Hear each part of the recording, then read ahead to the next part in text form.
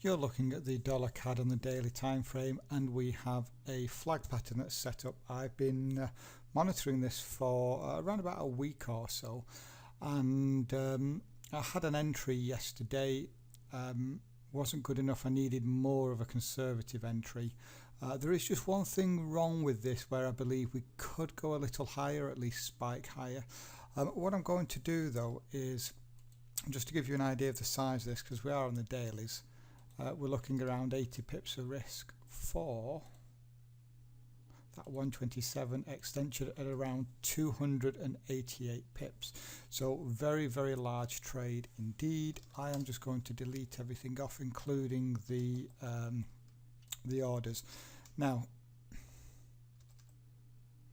so here on the dailies, we have a very directional move, and then we can put on a couple of trend lines looking like this. Now once we put on those trend lines, you're then easily able to see that we have a test, and then we came up for the test just here. Now I'm going to go ahead and throw a fib on, and we haven't quite hit that 38.2 fib ratio, so I'm going to leave that on. I'm just going to remove all the other fibs. We're close, but we haven't quite hit it yet. And what I'm going to do is also put a structure level on at that 382. And if we look left, we can see we have the wicks up at that 382, up at this area, coming into the structure, into the very highs of that wick. Now, if we drop down to the 240, we still see the trade. The pole isn't quite as directional, but we can see the channel very, very clearly here. And I'm just going to go ahead and fatten this up a little bit. So we had a double bottom here, then we had a test down here, a test there, and a test up here.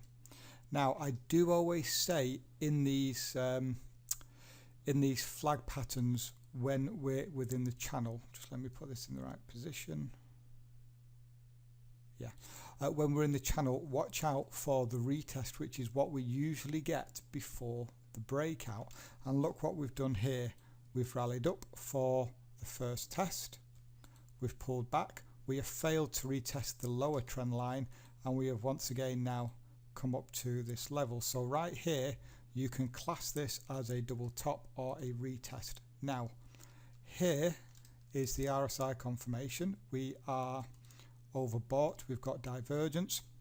I could have got a better entry than I've got right now. I was a little late to come and check on the 240, and stops can then go just above the highs, and obviously this highlighted area here is within the wicks on the daily time frame. So valid opportunity. Actually haven't quite got there if you look here, so I believe that we could potentially push up here. And what I've done with my stop is I put my stop quite a distance back here. I've got it behind that 13400 psychological number, just here, 22 pips behind that, so it gives me plenty of breathing room, because on the daily time frame what can happen is we could see this candle or we could see the candles push up over the next few days, give us a wick, and then still be within the trend line. So I have to give it enough to be able to allow for that. But as I say, this is the retest now. This is where I would look at the market turning. We haven't hit that 382 though, which is a little concerning, but that's why I have gone ahead and put my stop further back. So what does it mean in terms of the risk to reward? Well, I did already show you what the risk was, but I am just going to draw this out. So there's the risk. And because this is a very long pole for the flag pattern and a very shallow channel, then that's an indication to me there's not a great deal of buying pressure, there's more selling pressure, and I would be looking for the market to turn at this point and go on for the 127. for the fib, the 127. So 1 in 1 out, looking like this. And just to confirm the risk on this trade now, 75. This is one of those trades that you do not want to watch because it will be going on forever, because it's, well, it's on the daily time frame, but valid trading opportunity, very nice opportunity. We'll come back in a few days, a week, maybe even 2, and find out what's going on with this. We're back, and I'm back a little bit earlier than I said I would be. I just want to give a bit of an update just to show what's actually happening here, should I say. Let's just remove the orders. So we had this double top, the retest, which I spoke about, and then we came up again, a couple more 4-hourly candles. Now here on the 4 hour, because we've come up for a third retest, this is more of an indication to me that we're going to break to the upside. So you see we had our low, we made a higher low, and we've tested up here again. Now that doesn't mean that we're going to be wrong and it's going to break to the upside, but here on the 240, just reading the candlestick formations, that's an indication of what we're actually doing. On the 60, this is a different story though. Here on the 60, so remember, here's our double top up here. We broke down again, we came up for another retest, a rejection, came up again for another double top. Look at this candle we've put in here, a rejection candle, and we've got 5 minutes to go until the close of this hourly candle here, giving us a very nice lower low, lower close. So here on the 60, you can see here that we had our high, technically didn't make a new high, and then as we look right here, this is all the same level, even though we spiked higher. So what I've managed to do here now is, because we've got these additional tests, is bring my stop above that particular level. So if I am stopped out here, I'm going to lose less than I originally was, because as I mentioned, this is the point where I'm looking at the market turning. So that's the only update for now. I will actually come back again if we can break through this channel here. I'll then do another update. We're back for the update, and very, very pleased with that 4-hourly candle just there. You can see we've clearly broken out of the channel. That means stops go just above the triple test here now, and so a few things can happen. We can just rally down, or we can see a pullback. In fact, just for my record, I extend this to see where we could see the pullback to, maybe up to there, maybe for a 26.18. Hoping though, obviously, we just get the continuation to the downside. Okay, we're back for another update here. We have had FOMC out, so we are seeing some big rallies. Currently 226 pips up. I have already checked this twice, but I am checking again that my fib is absolutely in the correct position, and that I am front running it as well. I am front running this by a full 10 pips. One thing that I am paying attention to here, and I don't know if it's going to kick in, but we have an AB equals CD pattern right here, and if I bring that structure down to this level, what does that look like? Yeah, I can see a few levels here, there, here, couple there, here as well. So we could very well see a reaction at this level. We've just gone oversold now. Just making sure I've done everything right. Obviously this is a huge trade. It will be my biggest trade ever. I will be very pleased to capture this on video if we can get down and hit. 2 lots of statements have been out. The minutes and the actual statement. The last one came out 9 minutes ago, so do not know if there's enough bearish selling pressure in the market to continue this market coming down, because we still have around another 60, maybe 50 pips to go, maybe 60 pips to go, something like that. So God, it would be lovely to get out of this today. I would absolutely love that, but if we don't, we just have to hold it. We're back. It is Friday, 1:30 in the afternoon. It is the first Friday of the new month, and that means that it is FOMC day. So I'm just going to do here is we're going to record this. This is the dollar CAD, so I am expecting it to move. Currently 214 pips up. In the last video I did talk about we have this AB equals CD pattern, and it's coming to a major level of structure, and you can look at this as being a low and tight flag, in which case we're going to see a continuation, or you can look at it as though it's going to be a double bottom and we could see a move higher. I was in one other trade.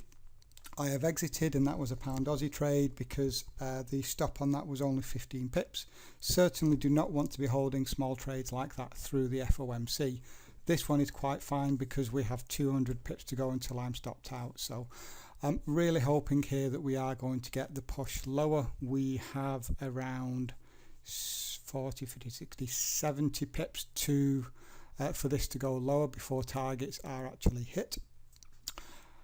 Okay, it is 1:30. We're seeing a little bit of reaction here in the market.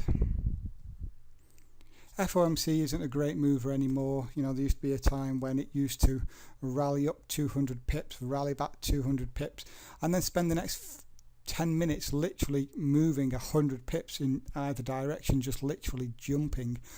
Doesn't tend to do that anymore. What we tend to see is on your standard pairs like the euro dollar and the pound dollar, you might see a 30 pip move one way and the other, but we don't tend to get that big jump, that big gap. It tends to be more of a fluid movement.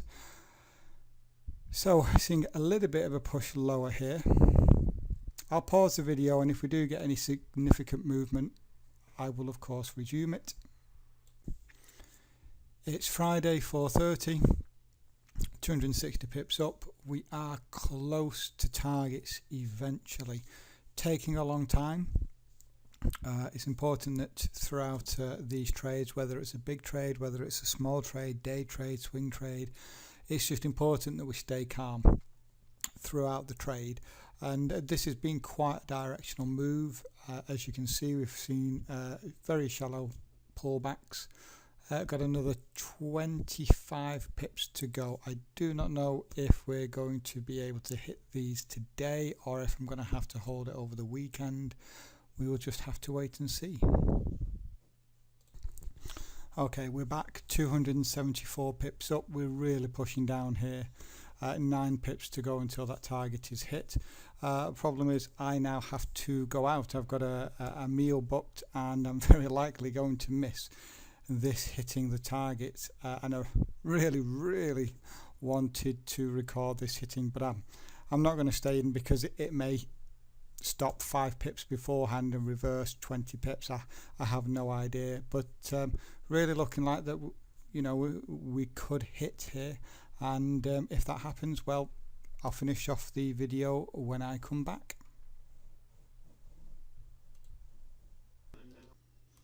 We're back. I'm only just getting around to doing this video, and 280 pips, people, was what I was up, and I am now out for break even. Got out of this earlier on today for break even. I don't know if I mentioned, but I am out for break even. Where do I start? Where do I start? I don't know. This was the biggest trade that I've ever been in, and in terms of big, I don't mean over 100 pips because it was less than 100 pips of risk, but in terms of the reward, it was 286 pips, something like that, and I got 280 pips up, just 6 pips from targets. I've spoken about this all the way through the trend, and we're moving heavily. And you know, funnily, this is the 3rd or 4th flag pattern that has failed to go on to hit the 127. And I've been trading these now for a few years, and I can tell you it's quite rare. unless we don't have an initial structure low, and here we did have an initial structure low, so the probability of it hitting was very, very high, and I've had like 3 of these in the last week or so, but this was a stinker. You know, you can, I was front running, so 64, so my, just here, 2 pips higher than that actually.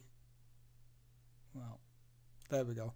Okay, and zoom in, that's how close I came from it hitting. And when I saw it starting to retrace, I thought to myself, well, it's going to retrace into this low and tight flag. It didn't hold. Then I thought, well, we'll probably get a double top here. It didn't hold. Maybe there's a lower low, lower close in this outside return. And then by this time you're thinking this thing is going up for a daily correction, and then right here you're hoping for a double top, and boom, rallies straight through and takes me out. Here's the thing though, from a psychological point of view, I've dealt with this trade very, very well, because yes, it was a very large trade. Yes, it would have been fantastic. But at the end of the day, it's just one trade, and it offered no more importance than another trade that was worth 30 pips to me. Because a win is a win and a loss is a loss as long as I'm consistent and I have a good risk to reward there. Then I'll be profitable over time, and occasionally you'll get big trades like this that'll come off. Or not. But either way, I hope you have enjoyed the process of this. I was really hoping that I'd be able to talk through the process and actually see this thing go on to hit and turn around and tell people I had a 286 pip winner, but instead I'm telling them I had a 280 pip trade that came 6 pips away and stopped me out for break even.